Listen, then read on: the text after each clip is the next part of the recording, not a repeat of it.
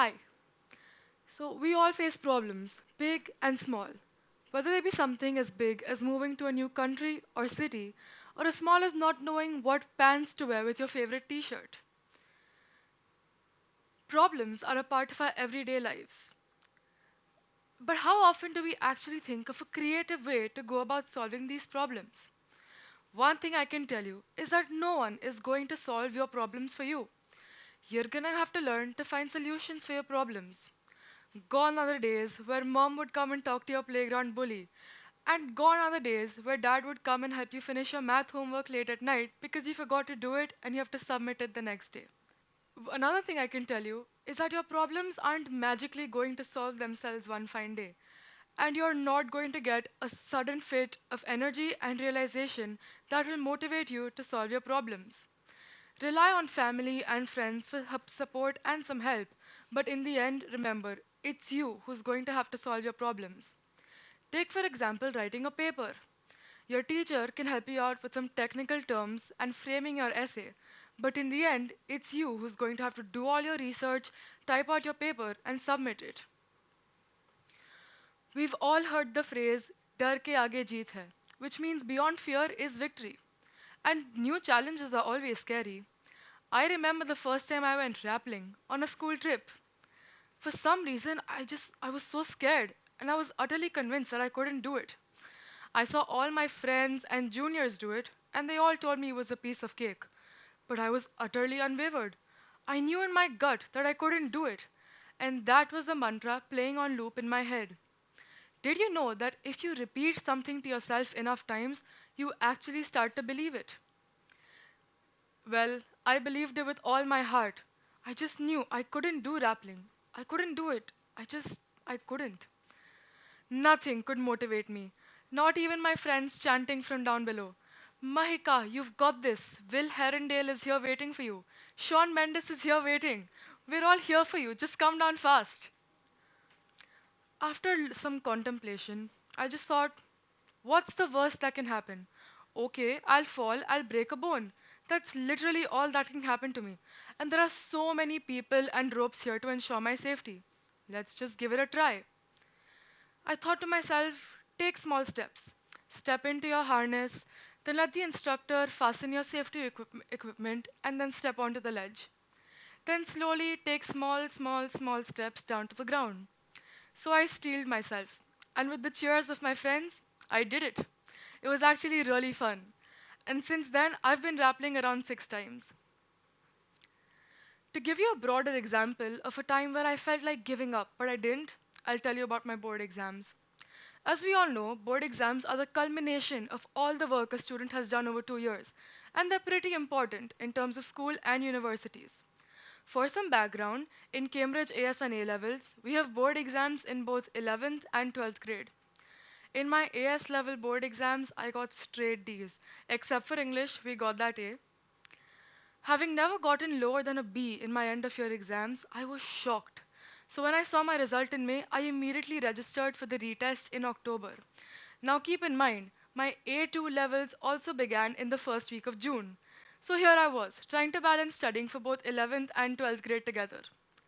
FYI, they both have completely different and extensive syllabi. At the same time, I was doing a micro master's course from MIT, playing a role in my school's film, and since I was a part of the Student Learner Council, I had responsibilities there too. At one point, I felt so overworked and burnt out that I felt like I was gonna snap, and I was this close to just giving up completely. That was probably the lowest point in all my 17 years of life, and I hated it. I was staying up until 4 a.m. and waking up at 8 a.m. every day for 9 months. I stopped going to the gym, I started stress eating, and I stopped talking to almost all of my friends. It was really bad. One day, I met my friends in school, and they sat me down and talked to me. They said I was going too fast, I was overworking myself, I needed to slow down. I didn't really think about it that way. I mean, I hadn't. And when I heard that, I was overwhelmed, and I immediately broke down crying. In school, yeah. So after that, I knew I couldn't go on like this, drinking 4 cups of black coffee a day, not getting enough sleep, getting unfit, and losing touch with the people I cared about. So I took a day to figure out my priorities.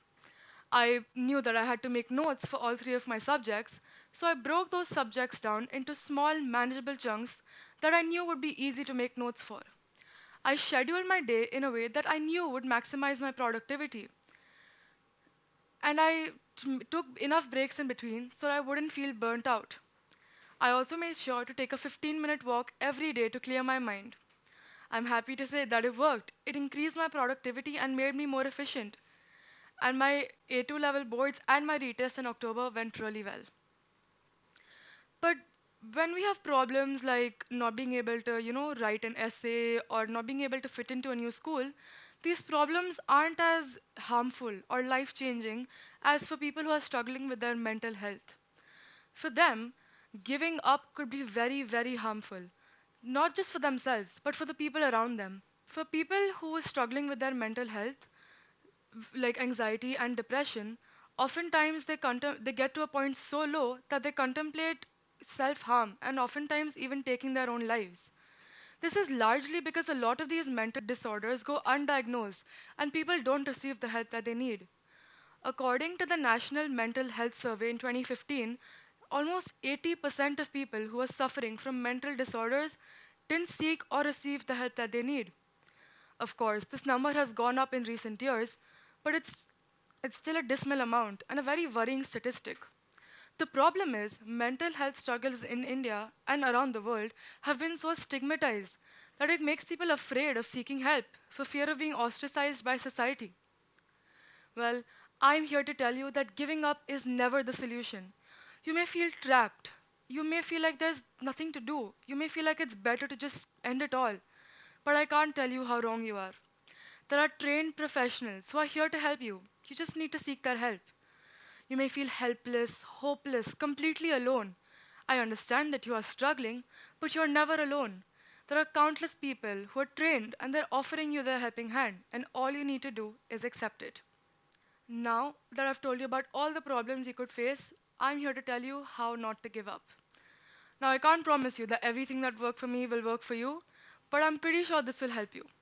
Now, what I found works for me is breaking down my huge problem into small, manageable chunks and then micromanaging the hell out of those small steps. Take, for example, planning a birthday party. There are two ways you could go about it. First, you could try to plan the whole thing at once so as to get it out of the way, and then on the day of the party, stress about this and that, and the cake not being there on time, and the decorations being different than the one you planned because you were in a hurry. The other way you could do this is break down the party into its individual components, then plan each of those components in its entirety before moving on to the next. This will ensure a stress free event for you, as you already know that you have everything in place. I found that breaking my problem down into these small steps really helps. And let me tell you, the satisfaction of crossing things off your to do list is unmatched. I hope this will help you in some way. And remember, never ever give up, no matter what. Thank you.